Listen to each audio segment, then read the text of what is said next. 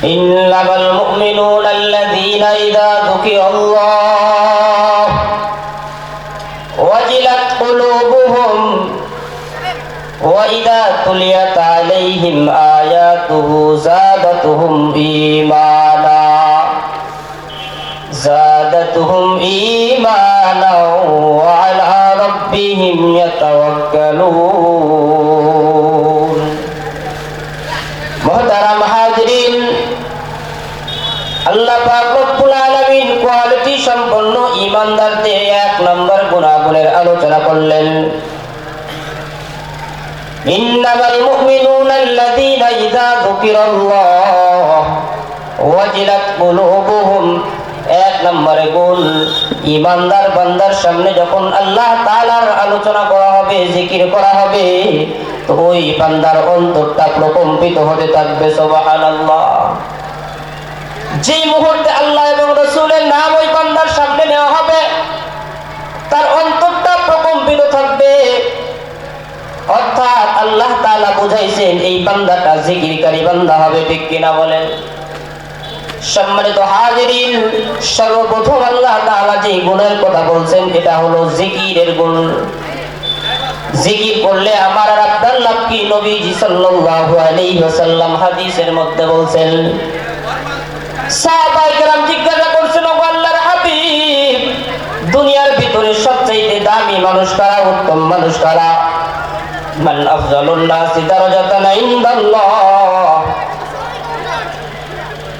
ক্বালা আয-যাকিরিনা লিল্লাহি ওয়ায-যাকিরাত। সাহাবায়ে কেরাম নবীজিকে জিজ্ঞাসা করছেন, ও আল্লাহর হাবিব, দুনিয়ার ভিতরে সবচেয়ে দামি মানুষ কারা? নবীজি সাল্লাল্লাহু আলাইহি ওয়াসাল্লাম বলেন, আয-যাকিরিনা লিল্লাহি ওয়ায-যাকিরাত। দুনিয়াতে যারা পুরুষ বা মহিলা যারা সর্বদাই আল্লাহ তাআলার জিকির করতে থাকে, এই বান্দাটার দাম আল্লাহ তাআলার কাছে সবচেয়ে বেশি। সুবহানাল্লাহ।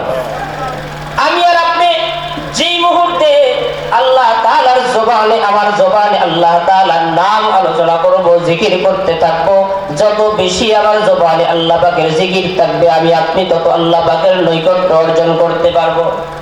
শুধু তাই নয়, আমি আর আপনি যদি আমার জবানে আল্লাহ তাআলার জিকির করি, তো আল্লাহ তাআলা কোরআনে কারীমের মধ্যে বলছেন, ফাযকুরুনি আযকুরুকুম। ও বান্দা, তুমি যদি আমি আল্লাহর স্মরণ করতে পারো, আমি আল্লাহ পাকের জিকির করতে পারো, তো আমি আল্লাহ তাআলা নিজেও তোমাদের জিকির করতে থাকবো। সুবহানাল্লাহ। আমি আর আপনি যদি আল্লাহ তাআলার জিকির করি, তো আল্লাহ তাআলা আমার আপনার জিকির করবে। এই কথাটা আল্লাহর নবী আরেক হাদিসের মধ্যে বলছেন, ইযা যাকারানি আবদি ফি নাফসি। দুনিয়াতে কোন মানুষ যখন আমি আল্লাহ তাআলাকে তার নফসের ভিতরে স্মরণ করতে থাকে, যাকারতুহু ফি নাফসি, তো আল্লাহ বলেন আমি নিজেও আমার নফসের ভিতরে, অন্তরের ভিতরে ওই বান্দার স্মরণ করতে থাকি। সুবহানাল্লাহ। শুধু তাই নাই, আল্লাহর হাবিব আরো বলছেন, ইযা যাকারানি আবদি ফি মালাইন যাকারতুহু ফি মালাইন খায়রুম মিন। আল্লাহর হাবিব সাল্লাল্লাহু আলাইহি ওয়াসাল্লাম বলেন, দুনিয়ার সাধারণ কোন মজলিসে কোন বান্দা যদি আল্লাহ তাআলাকে একবার আল্লাহ বলে ডাক দেয়, আল্লাহ তাআলা বলেন এর চাইতে দামি যেই মজলিস আছে, সেই মজলিসের ভিতরে আমি আল্লাহ তাআলা ওই বান্দার জিকির করতে থাকি। সুবহানাল্লাহ। এর ব্যাখ্যা হলো, দুনিয়াতে যে মজলিসগুলো হয়, সাধারণ মানুষের মজলিস হয়, কিন্তু আমাদের চাইতে দামি একটা সৃষ্টিজীব আছে যারা ফেরেশতা। ফেরেশতাদের মজলিসের ভিতরে আল্লাহ তাআলা আমার আর আপনার জিকির করতে থাকে। আল্লাহু আকবার। জিকিরকারী বান্দার এত দাম, যার কারণে আল্লাহ বলতেছেন কোয়ালিটি সম্পন্ন ঈমানদার হইতে হইলে এক নাম্বার যে গুণের প্রয়োজন সেটা হলো আল্লাহ পাকের জিকির। দুই নম্বরে যে গুণাগুণের প্রয়োজন, ওয়াইদা তুলিয়াত আলাইহিম আয়াতুহু যাদাতুহুম ঈমানা। দামি ঈমানদার ওই বান্দা, যে বান্দার সামনে যখন আল্লাহ পাকের কালামটাকে তেলাওয়াত করা হয়, ওই বান্দাটার ঈমানটা বাড়তে থাকে। কেননা ও বান্দা চিন্তা করতে থাকে আমার রব্বুল আলামিনের কালামে পাক তেলাওয়াত করা হইতেছে। ঠিক কিনা বলেন? অর্থাৎ এই বান্দাটার সম্পর্ক কোরআনে কারীম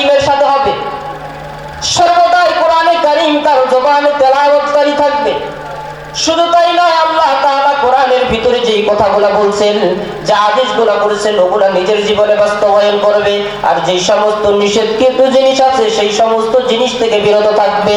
এইটা হলো দ্বিতীয় নম্বরের গুণ। মুহতারাম হাজিরিন, আমার আর আপনার সাথে যদি, আমার আর আপনার সম্পর্কটা যদি কোরআনে কারীমের সাথে হয়, তাহলে লাভ কি? বলে আমি আর আপনি চিরদিন এই দুনিয়ার জমিনে থাকবো না, ঠিক কিনা বলেন?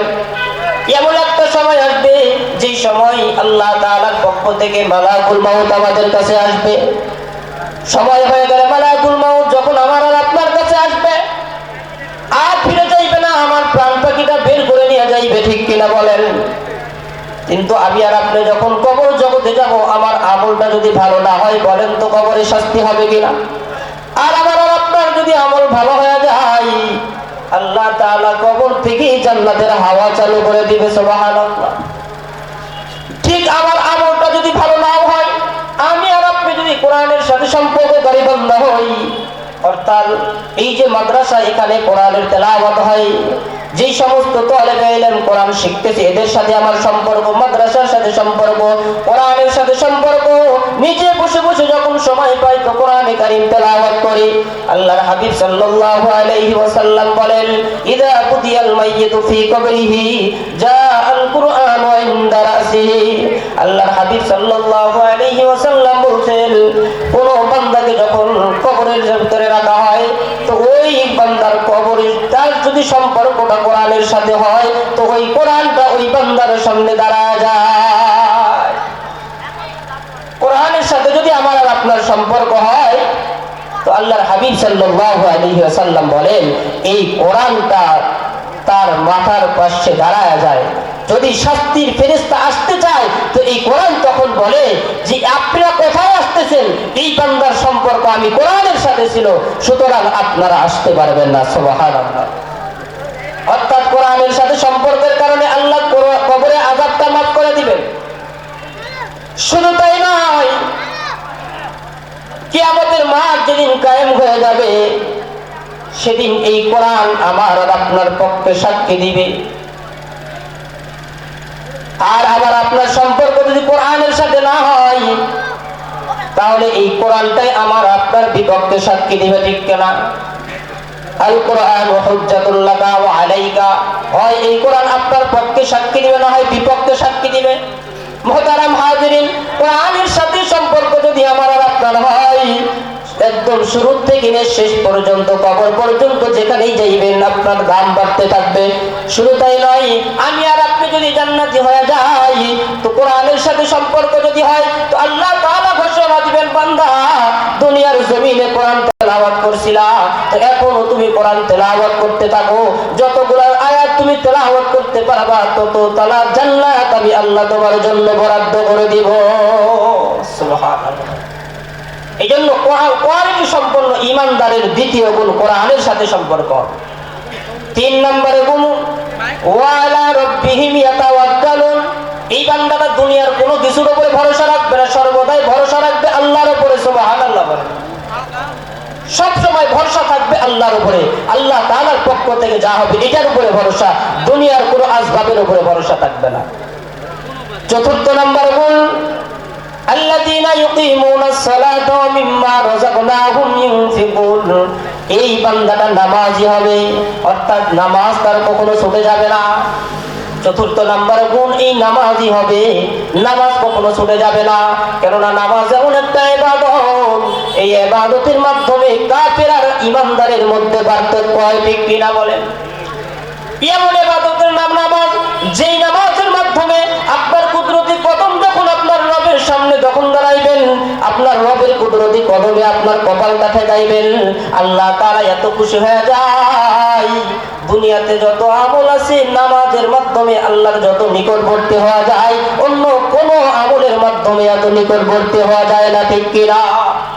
মুহতারাম হাজিরিন, এই জন্য আমি আর আপনি যত বিপদের সম্মুখীন হই না কেন, আমি আর আপনি যদি শেষ রাত্রে দাঁড়াইয়া জাগ্রত হইয়া ওযু কইরা 2 রাকাত নামাজ পড়ে যদি রাতপড়া চোখের পানি ফেলে আমার রবের সামনে বলতে পারি, আল্লাহ আমার বিপদ তো আপনি দেখতেছেন, আপনি ছাড়া আমার কোনো রব নাই, সুতরাং আমার বিপদ আপনি উদ্ধার করে দেন। আল্লাহ তাআলা আমাকে আপনাকে ডাকতে থাকে, ও বান্দা রাত্রি গভীর হয়ে গেছে, আমার কাছে আসো, আমার কুদরতি কদমে একটু সিজদা লাগাইয়া আমার কাছে চাও, তোমার কি চাই আমি আল্লাহ তাআলা তোমার জন্য বরাদ্দ দিয়ে দেব। সুবহানাল্লাহ। চতুর্থ নাম্বার গুণ, 5 নম্বরের গুণ হলো আল্লাহ ওয়ামিম্মা রাযাকনাহুম ইউনফিকুন। আমি আর আপনি যে সম্পদের মালিক, বলেন তো এই সম্পদকে আমি কামাই করছি, আমার হাত দ্বারা কামাই করছি? না না, আল্লাহ তাআলা অনুগ্রহ করে আমাকে আপনাকে দিয়েছে, ঠিক কিনা বলেন? এইগুলার মালিক কিন্তু আমি নয়, বরং কিছুদিনের জন্য দেখাশোনার দায়িত্ব আমার আর আপনার উপরে আছে, ঠিক কিনা বলেন? পঞ্চম নম্বরে যেই গুণের কথা আল্লাহ বলতেছেন, ও বান্দা আমি তোমার সম্পদের মালিক বানাইছি, তো এই সম্পদ সবগুলো আমি আল্লাহ আমার রাস্তায় চাই না, তোমার যা প্রয়োজন তুমি ব্যয় করতে পারো, কিন্তু আমার কিছু রাস্তা আছে, কিছু সময় কিছু প্রয়োজনের খাতিরে আমি বলছি কিছুটা তুমি আমার রাস্তায় ব্যয় করো। সবগুলো চাই নাই, যাকাতের ক্ষেত্রেও সবগুলো নাই, সদকায়ে ফিতরের ক্ষেত্রে সবগুলো নাই, বরং আমাদের প্রয়োজনের পরে যা কিছু আছে ওইটুকু আল্লাহ রাস্তায় ব্যয় করতে বলছেন। এই গুণাগুণ যাদের ভিতরে থাকবে, এটা কোয়ালিটি সম্পন্ন ইমানদারের 5 নম্বরের গুণ। তাহলে 1 নাম্বার জিকিরকারী বান্দা হবে, 2 নাম্বার তেলাওয়াতকারী বান্দা হবে, 3 নাম্বার আল্লাহর উপরে ভরসাকারী হবে, 4 নাম্বার নামাজি বান্দা হবে, 5 নাম্বার আল্লাহর দেয়া সম্পদকে আল্লাহর রাস্তায় ব্যয় করবে। এই 5টা গুণ যদি আমার আর আপনার ভিতরে থাকে, তাহলে আল্লাহ তাআলা তার জবানে ঘোষণা দিতেছেন, উলাইকা হুমুল মুমিনুনা হাক্কা। এরা হলো খাঁটি ঈমানদার, কোয়ালিটি সম্পন্ন ঈমানদার। তাহলে পুরস্কারটা কি? লাহুম দারাজাতুন ইনদা রাব্বিহিম ওয়া মাগফিরাতুন ওয়া রিজকুন কারীম। আল্লাহু আকবার বলেন। আল্লাহ বলতেছেন এই 5 গুণের অধিকারী যদি আমি আর আপনি হইতে পারি, তো আল্লাহ তাআলা তার জবানে ঘোষণা দিয়ে দিলেন, উলাইকা হুমুল মুমিনুনা হাক্কা। বলে এরাই প্রকৃত ঈমানদার। প্রকৃত ঈমানদার আল্লাহ ঘোষণা দিবেন। এরপরে বলতেছেন আমি 3টা পুরস্কার দিব এই 5 গুণের অধিকারী হইলে। 1 নম্বরে পুরস্কার, লাহুম দারাজাতুন ইনদা রাব্বিহিম। 1 নম্বরে পুরস্কার, আল্লাহ তাআলা বলেন ওই বান্দার মর্যাদা আমি আল্লাহ তাআলা বহুগুণে বাড়ায় দিব। সুবহানাল্লাহ। আল্লাহ নিজেই বলতেছেন এই 5 গুণের অধিকারী যদি আমি আর আপনি হইতে পারি, তো 1 নম্বর পুরস্কার আমি আল্লাহ ওই বান্দার দাম বাড়ায় দিব। সুবহানাল্লাহ। সেটা দুনিয়াতেও আখিরাতেও। যার বাস্তবতা আমি আর আপনি জানি যে কোরআনের সাথে সম্পর্ক যেই সমস্ত আলেমদের, বলেন তো এই আলেমদের দাম কম না বেশি? ছাত্রদের দাম কম না বেশি? ছাত্রের দামও কি পরিমাণ? বলে এই বাচ্চারা যখন রাস্তাতে হাইটা যায়, তো আল্লাহ পাকের ফেরেশতারা, রহমতের ফেরেশতা, নূরের পাখা তাদের পায়ের নিচে বিছায়া দেয়। সুবহানাল্লাহ। তাহলে 1 নম্বরে সম্মান বাড়াইবেন কে? আল্লাহ। 2 নম্বর, লাহুম মাগফিরাতুন, লাহুম দারাজাতুন ইনদা রাব্বিহিম ওয়া মাগফিরাতুন। আমি আর আপনি দুনিয়াতে চলতে গিয়া নফসের ধোঁকায়, শয়তানের ধোঁকায়, অথবা কোনো প্ররোচনায় পড়ে যদি কোনো গুনাহ করে ফেলে, কোনো গুনাহ যদি হয়ে যায়, তো আল্লাহ তাআলা বলেন লাহুম মাগফিরাতুন, ওই বান্দার যত গুনাহ আছে সব গুনাহগুলো আমি আল্লাহ মিটায় দিব। সুবহানাল্লাহ। 3 নাম্বার পুরস্কার, ওয়ারিজকুন কারীম। আল্লাহ বলেন বান্দা দুনিয়াতে রিজিকের সমস্যা, তুমি আছো, তোমার রিজিকের প্রয়োজন, তোমার কি চাই, কতটুকু রিজিক তোমার চাই, এই 5টা গুণ যদি তুমি অর্জন করতে পারো, তো আল্লাহ তাআলা, আমি আল্লাহ বলতেছেন আমি আল্লাহ তোমার জন্য উত্তম সম্মানের রিজিকের ব্যবস্থা করে দিব। সুবহানাল্লাহ। তাহলে 5টা গুণ অর্জন করলে আল্লাহ নিজেই বলতেছেন এই 3টা পুরস্কার দেবে। 1 নাম্বার দাম আল্লাহ বাড়ায় দিবে, 2 নাম্বার তাকে আল্লাহ তার গুনাহগুলো মাফ করে দিবে, 3 নাম্বার তার সম্মানের রিজিক আল্লাহ দান করবেন। সুবহানাল্লাহ। আল্লাহ তাআলা আমাদের সকলকে এই 5টি গুণাগুণ অর্জন করার তৌফিক দান করুন এবং এই 3টি পুরস্কার পাওয়ার তৌফিক দান করুন। সকলে বলেন আমিন। আসসালামু আলাইকুম ওয়া রাহমাতুল্লাহি ওয়া বারাকাতুহু।